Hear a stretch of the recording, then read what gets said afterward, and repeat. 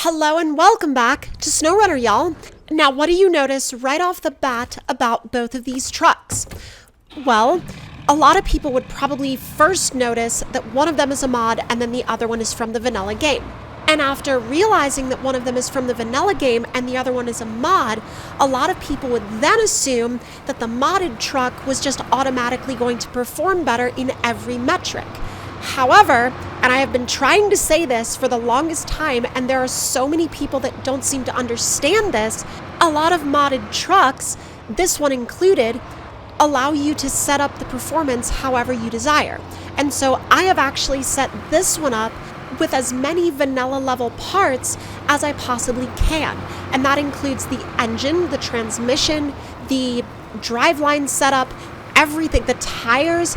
Every single thing on this truck is as close to vanilla as I can possibly get it. And what I wanted to do was I wanted to put it up against another similar vanilla truck from the game that would be, I don't know, somewhat similar in capability, to see if this one would still walk all over it or if the vanilla truck would be able to do better. And a lot of the reason I wanted to do this is because no matter how many times I say in my videos that you can customize these trucks to have vanilla-like performance if you want them to, there's always quite a few comments from people that will say things like, well, I just don't use these trucks because I don't like to ruin the balance of the game, or I don't like driving overpowered vehicles. And I'm like, y'all, I've said this so many times now, and I don't know if maybe people just selectively don't hear that part of the commentary when I'm talking about the fact that a lot of these trucks have vanilla level parts, but they do, and they are fully at your disposal if you should want to use them or if you should want to set your trucks up in a vanilla state. And of course, if you do want to use this particular truck for this, you can check it out via the link in the description box down below. And now it should actually be available on just about all of the console mod browsers. Not so sure about Switch, but as far as all of the others go, it should be pretty dang easy to find. And honestly, probably the biggest issue I've been having with driving this truck in this state so far is just honestly how slow it is, because since it is set up in a vanilla state right now, you have to be in low range to use the lockers, and it is so slow with that vanilla transmission and low range. Although ironically, this truck is set up just how I got it from the dealership. It's an all vanilla truck. It's not modified, it's not recoded, it's not it's not tweaked, anything like that. And it has diff lock always on, which actually is good because it gives me a second to highlight another thing that I feel like people kind of always get wrong whenever they go after mods for being too quote unquote overpowered, because they'll say, oh, well, clearly that thing is overpowered, the lockers are always on. And I'm like, look at the vanilla F450 and a bunch of other vanilla trucks. Those have full-time lockers too. Now, obviously, this thing is a little bit longer than the F450, and it's also a little bit more likely to get high-centered. So you're going to see me taking some obviously slightly different lines, but the biggest thing that I noticed right off the bat, comparison-wise anyway, was how much faster I was able to do the same section because, well, the lockers are always on. And so for a lot of this, I could just stay in automatic mode and not lose my lockers, which ended up being a huge advantage for me anyway. So do I call that a quote-unquote win? I don't know. I don't know if I call that a win for this or more of just like a showing of how not capable or how much less capable than a vanilla truck the lowest level vanilla parts in the F450 actually are. So technically, you can make this F450 less capable than a standard vanilla truck if you really want to. So to the people that are constantly complaining about mods and constantly complaining about how, oh, well, they're just all so overpowered and they just ruin the game. Oh yeah? Is that so? They're all so overpowered and they ruin the game? Here's one that you can make worse than vanilla. How's that sound? You could download a mod solely for the purpose of it being worse than the trucks that the game actually gives you from factory. Now, obviously, this thing has a whole host of different parts that you can use to make it your own. So you don't have to run it like this at all. But I wanted to because I wanted to highlight how silly a lot of those people sound when they say things like, oh, all of these overpowered trucks are just destroying the game balance. Like, come on now. It sounds like you just don't like fun to me. And frankly, I feel like a lot of them just end up coming off as like not liking fun things at all.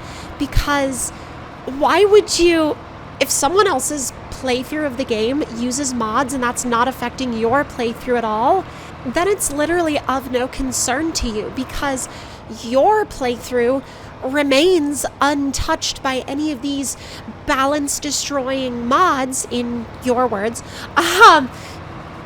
which honestly just takes me back to my original point of why do you care so much about how someone else plays a game that you both so happen to enjoy, but you just enjoy it in different ways? Now, obviously, I feel like I could apply that to a lot of different things outside of just SnowRunner, but SnowRunner is the medium with which we are talking about this today. So with that in mind, I'm kind of like, y'all, however someone likes to play the game, just let them play the damn game. And also, to get back to the gameplay for a second, let's just say that this spot is awful. This spot is the spot that stopped this truck in its tracks, and no matter how many different approaches I tried, no matter how many different run-ups I tried, no matter how many line adjustments I tried, what you are seeing right here is unfortunately the absolute farthest I could get this thing to go. And when I realized that, I was like, all right, well, we're just gonna back it up, park it off to the side, and go grab the other one. And of course, that corner is not an easy one, but it's not as hard as it's not as hard as that truck seemed to make it look like it was, because I've been up that corner in vanilla vehicles before, and so I kind of approached it in the F450, even with the level 1 vanilla tune, expecting to pretty much be okay. But I got there and was kind of greeted by a very different aspect, or rather a very different outcome. I don't know why I said aspect, probably because my brain was thinking outcome, but I don't know, the other part of my brain was thinking aspect, and so aspect is the one I ended up actually saying. That happens to me a lot more than I feel like it probably should, but don't worry about it. Also, what's really hilarious is how much quicker we ended up getting down here, because again, this thing allows us to use the lockers while we're in automatic mode, and having the ability to have lockers in automatic mode is a huge deal. And of course, you could call that overpowered if you want to, but the point being is this is the way the game gave it to me. So if you're gonna sit there and call it overpowered, you're gonna have to back it up with something, and backing it up with saying something about how like, oh, well, it's overpowered because it's a mod and this, that, and the other. I'm like, hun, this is an all vanilla truck that has lockers on all the time.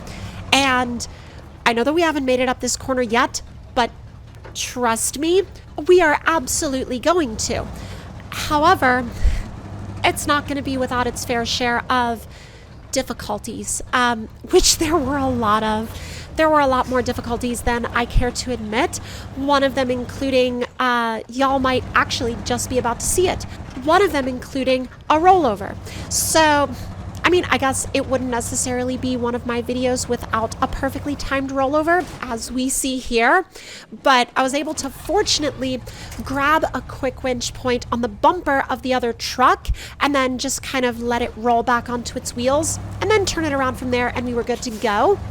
And at this point, I was honestly just starting to wonder if we were going to make it up this hill at all, because I wasn't able to make it up in the other truck, and this, I had just rolled it over after multiple other failed attempts, and I was starting to wonder if it was even going to remotely be possible. And then that happened. And once I made it up and around that corner, that was when I realized that the level 1 vanilla setup F450 was not going to be able to stick with this thing. I mean, once it made it up that hill, well, hill/corner, I was pretty much made clear that that was where this challenge was going to end. So if y'all enjoyed this video, let me know your thoughts and opinions in the comments below. Hit that like button if you enjoyed, subscribe if you are new, and I see y'all next time.